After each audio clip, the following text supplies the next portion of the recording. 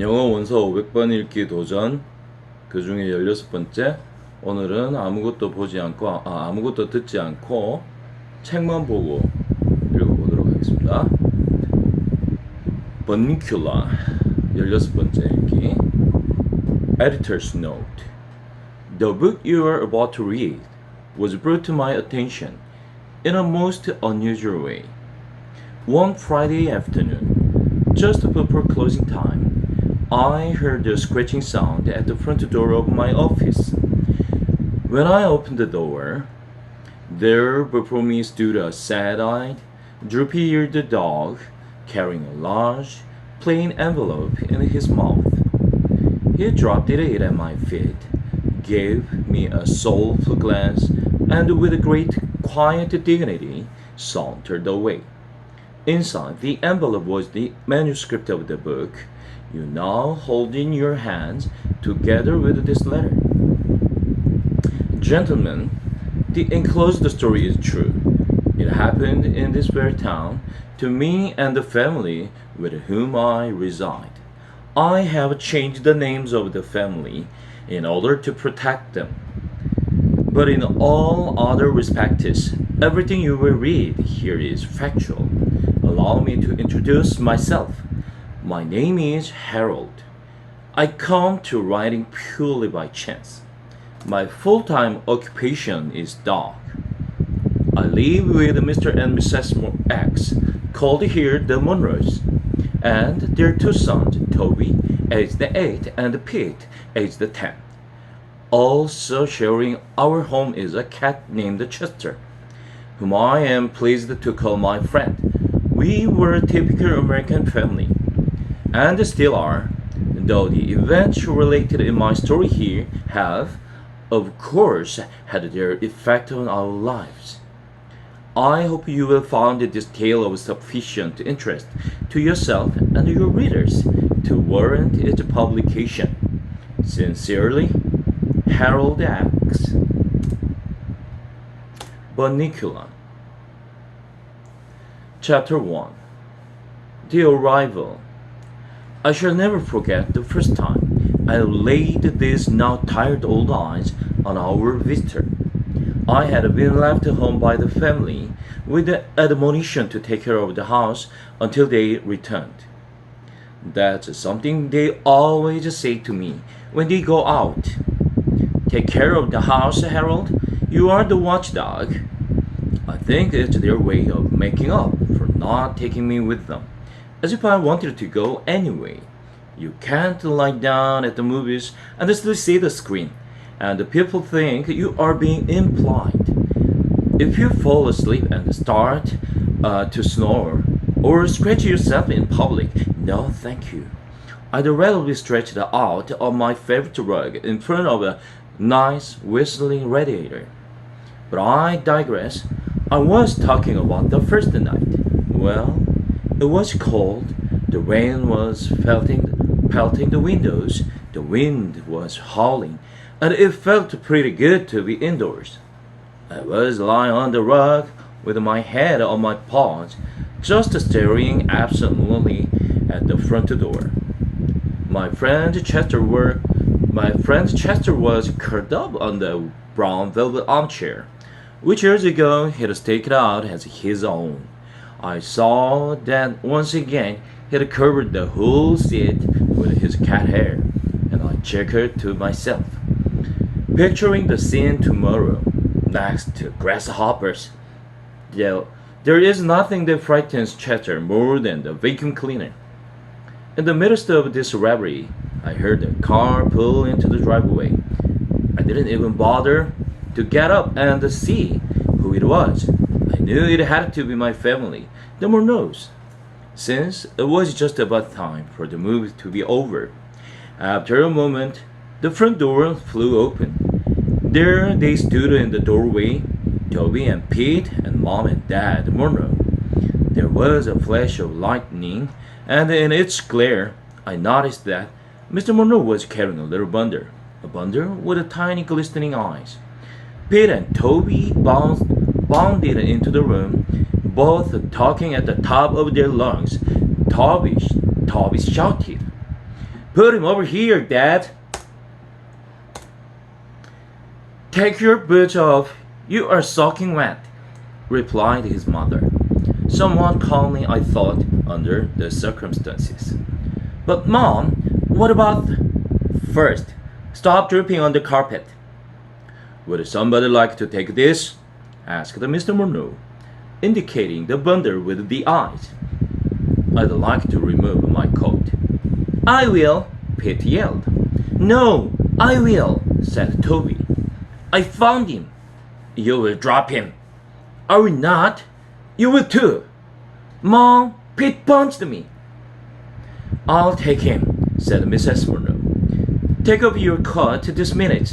But she became so involved in helping the boys out of their coats that she didn't take him at all. My tranquil evening had been destroyed, and no one had even said hello to me. I wimpled to remind them that I was here. Harold, cried Toby, guess what happened to me? And then, all over again, everyone started talking at once. At this point, I feel I must explain something. In our family, everyone treats everyone else with great respect for his or her intelligence. That goes for the animals as well as the people. Everything that happens to them is explained to us. It's never been just "Good boy, Harold," or "Use the little box, Chester," at our house. Oh no. With us, it's "Hey, Harold, Dad got a raise and now we're in a higher tax bracket," or "Come sit on the bed, Chester, and watch this Wild Kingdom show. Maybe you will see a relative," which shows just how thoughtful they are. But after all, Mr. Monroe is a college professor and Mrs. Monroe is a lawyer, so we think of it as a rather special household, and we are therefore rather special pets. So it wasn't at all surprising to me that they took the time to explain the strange circumstances surrounding the arrival of the little bundle with the glistening eyes now among us.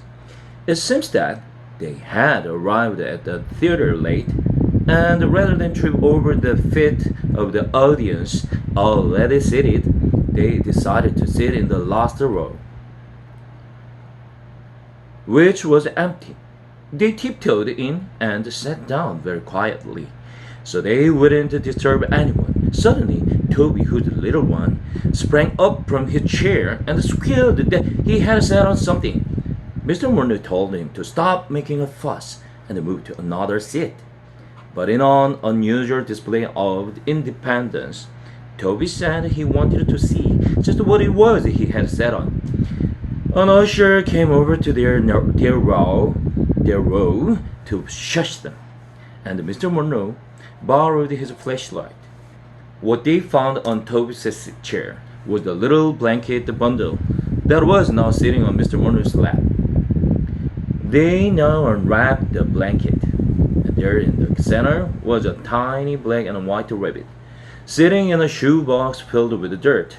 A piece of paper had been tied to his neck with a ribbon. There were words on the paper, but the Monroes were unable to decipher them because they were in a totally unfamiliar language. I moved closer for a better look. Now, most people might call me a mongrel, but I have some pretty fancy bloodlines running through these veins, and the Russian wolfhound happens to be one of them. Because my family got around a lot, I was able to recognize the language as an obscure dialect of the Carpathian mountain region. Roughly translated, it read, "Take good care of my baby." But I couldn't tell if it was a note from a bereaved mother, or a piece of Romanian sheet music. The little guy was shivering from fear and cold. It was decided that Mr. Monroe and the boys would make a house for him out of an old crate and some heavy-duty wire mesh from the garage. For the night, The boys would make a bed for him in the shoebox. Toby and Pete ran outside to find the crate, and Mrs. Monroe went to the kitchen to get him some milk and lettuce. Mr. Monroe sat down, a dazed expression in his eyes, as if he were wondering how he came to be sitting in his own living room in a wet raincoat with a strange bunny on his lap. I signaled to Chester, and the two of us casually moseyed over to a corner of the room. We looked at each other. "Well, what do you think?" I asked. "I don't think rabbits like milk," he answered. Chester and I were unable to continue our conversation because a deafening crash commanded our attention. Peter yelled from the hallway, "Ma, Toby broke the rabbit's house!" "I didn't. I just dropped it. Peter won't let me carry it." "It's too big. Toby's too little." "I am not. You are too." Okay, fellas. Mrs. Monroe called out as she entered with the milk and lettuce. "Let's try to get it in here with as little hysteria as possible, please." Chester turned to me and said under his breath, "That lettuce looks so repulsive, but if there's any milk left, I get it." I certainly wasn't going to argue with him. I'm a waterman myself. At that moment, the crate arrived, barely standing the strain of being pulled in two directions at once. "Ma, Toby says he's gonna keep the rabbit in his room. That's not fair. Harold sleeps in his room." Only sometimes, I thought. When I know he's got a leftover ham sandwich in his drawer. Toby's a nice kid, don't get me wrong, but it doesn't hurt that he shared his stash with me. It was, after all, at one of those late-night parties in Toby's room that I first developed my taste for chocolate cake. And Toby, nothing my preference, had kept me in chocolate cake ever since. Pete, on the other hand, doesn't believe in sharing. And the only time I tried to sleep on his bed, he rolled over on me and pinned me by my ears so that I couldn't move for the rest of the night. I had a crick in my neck for days. "But he's mine," Toby said. "I found him." "You sat on him, you mean?" "I found him, and he's sleeping in my room." "You can keep Smiley Old Harold in your room, and Chester too, if you want to. But I'm gonna keep that rabbit in mine." Smelly Old Harold? I would have bitten his ankle, but I knew he hadn't changed his socks for a week. Smelly indeed. Mr. Monroe spoke up. "I think the best place for the rabbit is right here in the living room on that table by the window. It's a light there, and he will get lots of fresh air." "Better taller than I am," Toby cried. "He will be able to see the rabbit better." "Too bad, Squirt." "Okay," said Mrs. Monroe through clenched teeth. "Let's put him to bed and make him comfortable, and then we can all get some sleep." "Why?" Pete asked. "I don't want to go to sleep." Mrs. Monroe smiled a little too sweetly at Pete. "Look, Ma," said Toby. "He's not drinking his milk." Chester nudged me in the ribs. "Didn't I tell you?" he asked. "Excuse me while I make myself available." "Hey," said Toby, "we gotta name him." "Can that wait until tomorrow?" asked Mr. Monroe. The boys shouted in unison. "No, he has to have a name right now." I have to say I agreed with them. It took them 3 days to name me, and those were the 3 most anxious days of my life. I couldn't sleep at all, worrying that they were really gonna call me Floppy, as Mrs. Monroe had suggested. "Well, all right," sighed Mrs. Monroe. "What about, say, Bun Bun?" "Uh-oh, there she goes again," I thought. Where does she get them? Yuck, we all said. Well, then, how about Fluffy? She offered hopefully. Peter looked at his mother and smiled. You never give up, do you, Ma? Meanwhile, Chester, who had also been named Fluffy for a short time, was rubbing against Mrs. Monroe's ankles and purring loudly. No, Chester, not now, she said, pushing him aside. He wants to help us name him, don't you, Chester? Toby asked, as he scooped him up into his arms. Chester shot me a look. I could tell this was not what he had in mind. Come on, Harold, Toby called. You've got to help with the name too. I joined the family and the serious thinking began. We all peeled into the box. It was the first time I had really seen him. So, this is a rabbit, I thought. He sort of looks like a Chester, only he got longer ears and a shorter tail and a motor in his nose.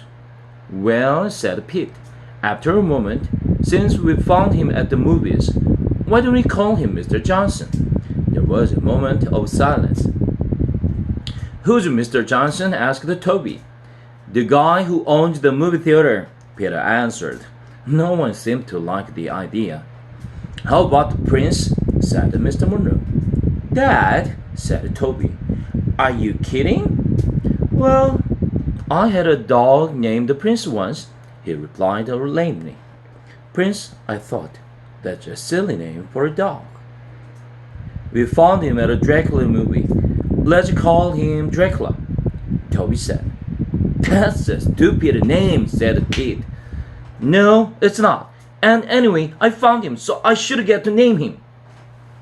Mom, you're not gonna let him name him, are you? That's favoritism, and I'll be traumatized if you do.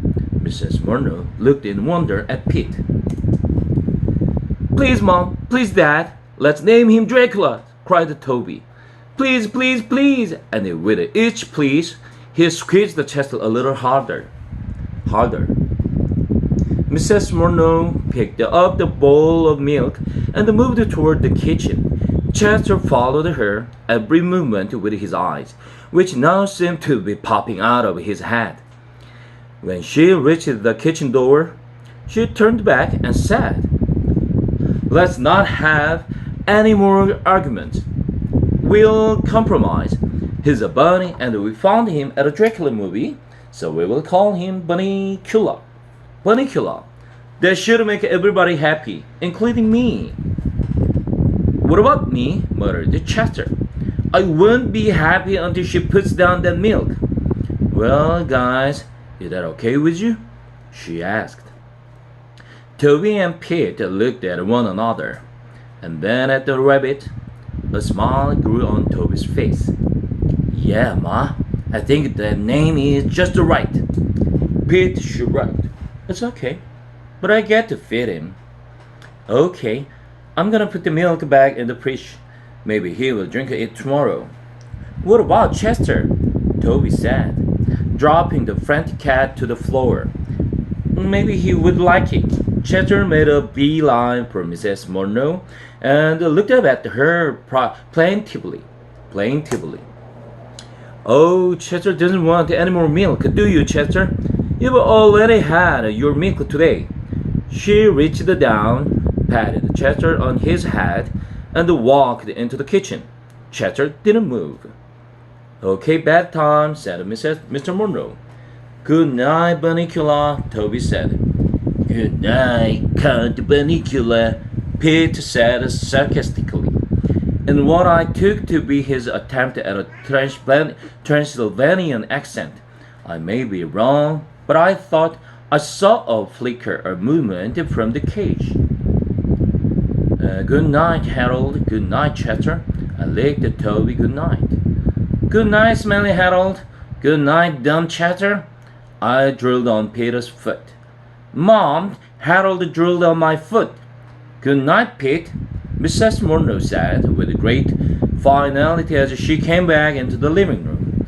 And then more calmly, Good night, Harold. Good night, Chester. Mr. and Mrs. Munro went up the stairs together.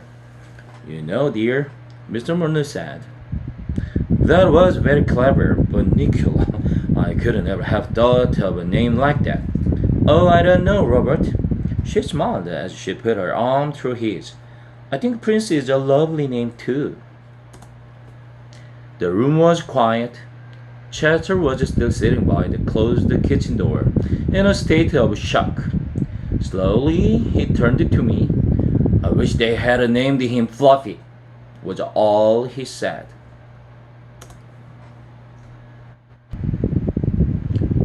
Chapter 2. Music in the Night. I feel at this time there are a few things you should know about Chester. He is not your ordinary cat. But then, I'm not your ordinary dog. Since an ordinary dog wouldn't be writing this book, would he? Chester came into the house several years ago as a birthday gift for Mr. Munro, along with 2 volumes of G.K. Chesterton, hence the name Chester, and a first edition of Dickens' A Tale of Two Cities, as a result of his introduction to literature, and given the fact that Mr. Munro is an English professor. Chester developed a taste of reading early in life. I, on the other hand, have developed a taste for books. I found Jonathan Livingston Seeger particularly delicious from Chester's kittenhood on. Mr. Munro had used him as a sounding board for all his students' lectures. If Chester doesn't fall asleep when Mr. Munro is talking, the lecture can be counted a success. The little bunny had begun to move for the first time since he had been put in his cage. No, this is what. Every night, when the family is sleeping, Chester goes to the bookshelf, selects his midnight reading, and curls up on his favorite chair. He especially likes mystery stories and tales of horror and the supernatural.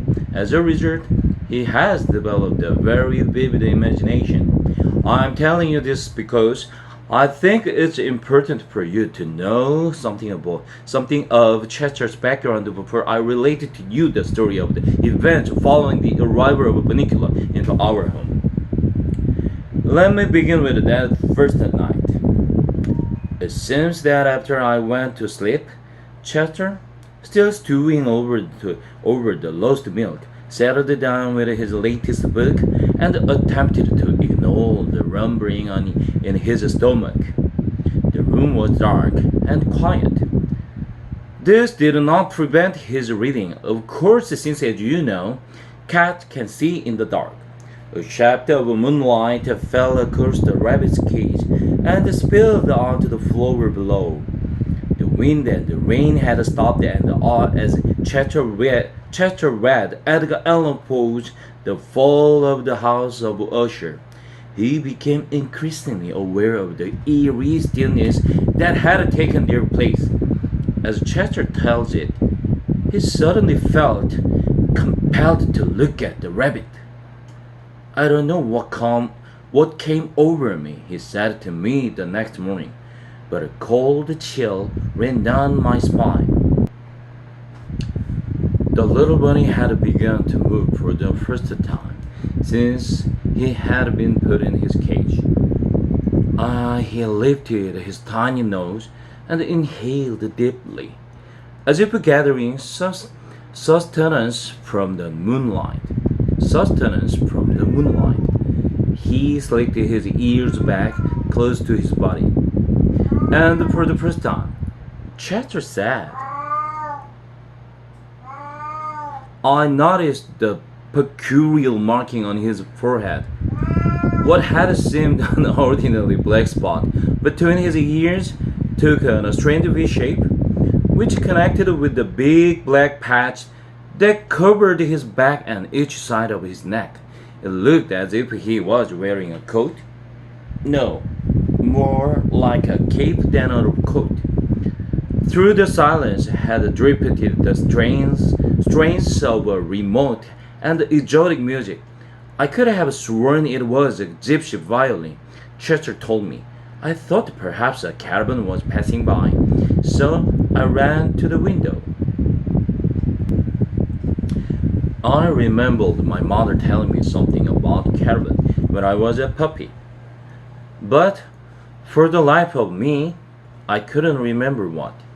What's a caravan? I asked, feeling like a little stupid. A caravan is a band of gypsies traveling through the forest in their wagons, Chester answered. Oh, yes. It was coming back to me now. Station wagons? No, covered wagons. The gypsies travel all through the land, setting up camps around the great bonfires, doing magical tricks, and sometimes, if you curse their palms with a piece of silver, they will tell your fortune. You mean, if I gave them a fork, they'd tell my fortune? I asked, breathlessly. Chester looked at me with a disdain.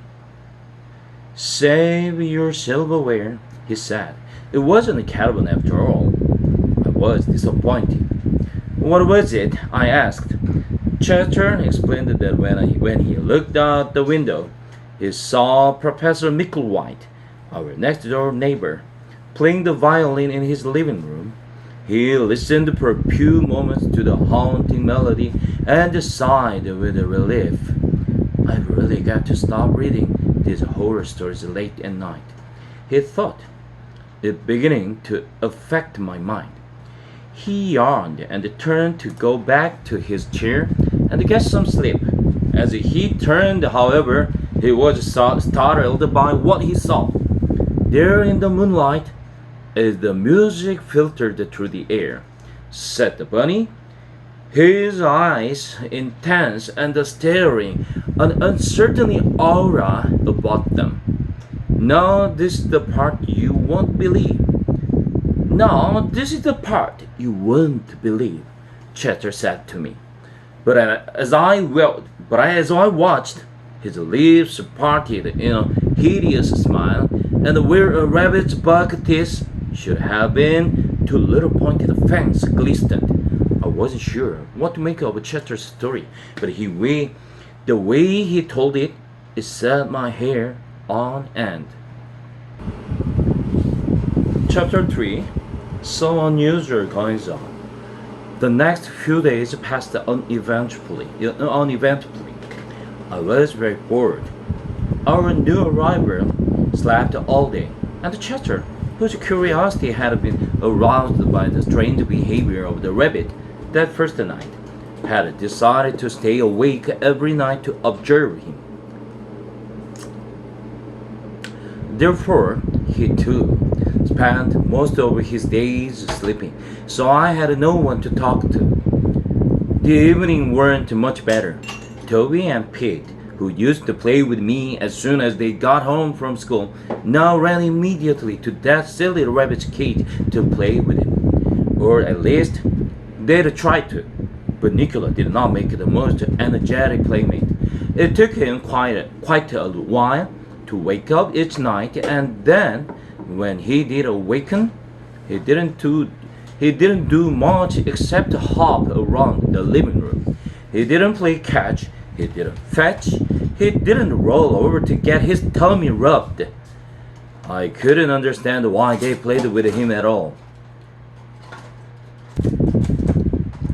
I expect it was because he was new and different. I was confident that they would soon tire of him and come back to a trusty old hell. Finally, on the morning of the first day, I caught Chester bleary-eyed over the water dish. He grumbled at me in a most unpleasant manner. You know, Chester, you were never exactly charming in the morning, but lately you've become downright grumpy. You've become downright grumpy. You know, Chester, you were never exactly charming in the morning, but lately you've become downright grumpy. You become downright grumpy, Chatter growled in response. What are you doing this for anyway? What are you looking for? It's just a cute little bunny. Cute little bunny? Chatter was amazed at my character analysis. That's what you think? He's a danger to this household and everyone in it. Oh, Chatter, I said, with an indulgent smile. I think your reading has gone to your head. Your reading has gone to your head. It's just because I do read that I know what I'm talking about. Well, what are you talking about? I still don't understand. I'm not sure yet, but I know there's something funny about the rabbit. That's why I have to keep around. But look at you. You're exhausted. You sleep all the time. How can you call that alright? I'm awake when it's important. He sleeps all day, so I sleep all day. So just what have you seen since that first night that makes you uneasy? Well, said Chester, that is. At this point, Chester started to bathe his tail, which is a cat's way of changing a subject he finds uncomfortable. He then stumbled sleepily into the living room. So I asked again, following him, "What have you seen?" "Nothing," he snapped, and proceeded to curl up on his chair to go to sleep. After a moment, he opened one eye. "But that doesn't mean there's nothing to see." For the next few mornings, it was the same routine. I'd be ready for a good romp around the living room, and Chester would go to sleep. Pete and Toby were at school. Mr. Monroe was at the university. He never did too much romping around anyway, and Mrs. Monroe was at her office. No one to play with a poor, neglected Harold. At first, I thought I could strike up a friendship with Bunnicula, and maybe teach him a few tricks, but I could never wake him up. He was always waking up just about the sunset. When I wanted to take a snooze, a rabbit, I concluded is cute to look at, but is generally useless, especially as a companion to dogs. So I would retire each day with my favorite shoe to the rug and chew. Now some people, especially Mr. and Mrs. Monroe, can't understand my taste for shoes and yell at me for snacking on them. But I always say there's no accounting for taste. For instance, I remember one evening when Mr. Monroe picked some of his sour balls out of the bowl by his chair and dropped a green one on the floor. He didn't notice as it rolled across the room and landed near my nose. I decided this was a perfect opportunity to try one for myself.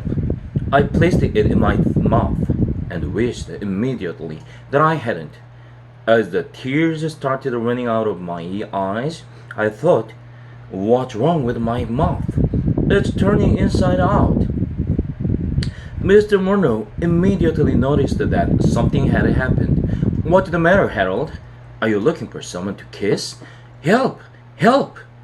I wanted to cry, but all that came out was an ooh sound. I oohed for days.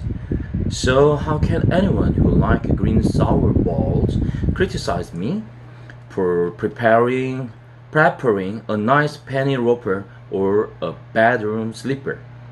But back to the matter at hand. One morning, Chester had news. "That bunny," he whispered to me across our food bowls.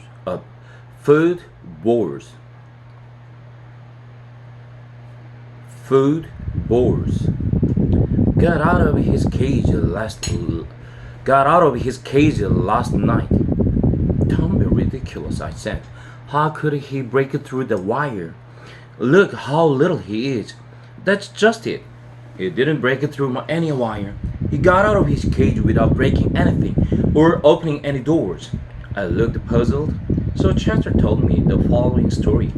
Now, Harold, he said, I don't want you thinking I'm not a good watch cat, but after a few hours of late night, I grew curious about the time. I went into the hallway. You know what new clock they've got? The big one that goes all the way to the ceiling? Well, see, it was this thing in the middle called a pendulum. At first, I figured I would just leave it alone. It looked like that spool they tied on a string and hung from the doorknob for me to play with when I was a kitten. Every time I hit that silly spool with my paw, it would swing back and hit me on the nose. I hated that toy. So naturally, when I saw this one, I decided not to have anything to do with it. I checked the time. It was midnight. I was all set to go back to the living room when something stopped me. Curiosity, I ventured. I suppose you could call it that. I prefer to think of it as the challenge of the unknown. I put one paw over my nose and reached out with the other one and gave it one good smack. I darn near broke my arm. It's still tender. See how swollen it is. He showed me his little paw. I couldn't see anything wrong, but I knew better than to argue with him. Oh yes, I said, that looks terrible. You must be suffering awfully. You'd better go east today. You'd better go east today. He limped dramatically, just far enough to display his new handicap, and continued. I couldn't even get to the pendulum. Somebody had put glass in front of it, and I was pretty mad. I was all set to go back, but at the same time, I couldn't help watching the thing move back and forth, back and forth, back and forth. It was so easy to watch, and before I knew what had happened, I was waking up. You fell asleep? I asked incredulously. I couldn't help it. I didn't even know it had happened, but I looked up at the face of the clock and it was 12:45. I'd been gone 45 minutes. I ran back into the living room, looked at Bunicula's cage, and it was empty. I couldn't imagine where he was. Then I noticed a light coming from under the kitchen door. I went into the couch, stalking the light, and when click, I heard the refrigerator door close, and the light went out. It must have been Mr. Murner having his midnight snack, I suggested. No, that's what I thought. I jumped on my chair, curled up real quick, and kept one eye open, pretending to be asleep. Slowly, the door to the kitchen squeaked open. The little head poked out from around the corner and looked to either side to see if the coast was clear. Then, guess who came bouncing out all by himself, and with that idiotic grin of his plastered all over his face? Well, I guess it wasn't Mr. Monroe, I said. Not unless he wears bunny pajamas and gets very tiny at night. Bunicula, huh? You got it. Unfortunately, I hadn't positioned myself so that I could see him get back into the cage, and I didn't want to let him know that I had seen anything. So I had to stay put. I still don't know how he got out or back in. At this point, Mr. Murno came downstairs to make breakfast. I wondered if Cheddar hadn't dreamed the whole thing. He did admit he'd fallen asleep, and as I've said, he has quite an imagination, but I was game. After all, there hadn't been any excitement in this place for days. Cheddar and I took our positions under the kitchen table. We didn't have long to wait. Holy cow! Mr. Murno yelped as he opened the refrigerator door. He took this funny-looking white thing out of the fridge and held it at arm's length. Peter, come down here. What is that? I whispered. Beats me, Chester answered. It looks like a white tomato. Very funny, I said as Pete came into the kitchen. Peter, have you been playing with your chemistry set in here? No, Dad. Why? I thought that this might be one of your experiments. Do you know what it is? See, Dad, it looks like a white tomato. Just then, Mrs. Monroe and Toby came in the door. What's all the fuss about? Mrs. Monroe asked. We were just trying to figure out what this is. Toby pulled it down so he could get a better look. Well, he said, it looks to me like a white tomato. Mr. Monroe took a good long look. You know, he said to his wife, it really does look like a white tomato. There's one way to find out, said Mrs. Monroe, who always was the practical one. Let's cut it open and see what's inside. Everybody gathered around the table. I jumped up on a chair, and in all the excitement, no one noticed that I had my paws on the table, which under normal circumstances was discouraged, to say the least. Chester wasn't so lucky. Chester got off the table. Mrs. Monroe said Chester jumped onto Toby's shoulders, where he stayed to view the proceedings. Mrs. Monroe took her sharpest knife and cut cleanly through the thing. It fell into two halves. It's a tomato, all right, said Mrs. Monroe. Here are the seeds. But it's all white, Toby observed. And look, said Pete, it's dry. So it is, Mr. Monroe said, as he picked up one of the halves. There is no juice at all. Well, and what do you think? It's gone bad, I guess, though.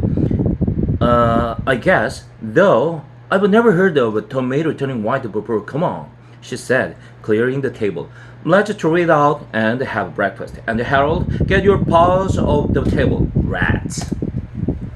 Chester jumped down from Toby's shoulders and motioned for me to follow him into the living room. This had better be important, I said. They're cooking bacon. A white tomato, very significant, Chester murmured. So it's a white tomato, I said, edging my way back to the kitchen door. What does that have to do with the vernacular? I can tell you one thing, Chester said. I got a good look at the tomato. There was very suspicious marks on the skin. So, I believe they are teeth marks. So tonight, I'm gonna reread a book I read last year. How fascinating, I said, as the aroma of flying bacon wafted across my nostrils. What book might that be?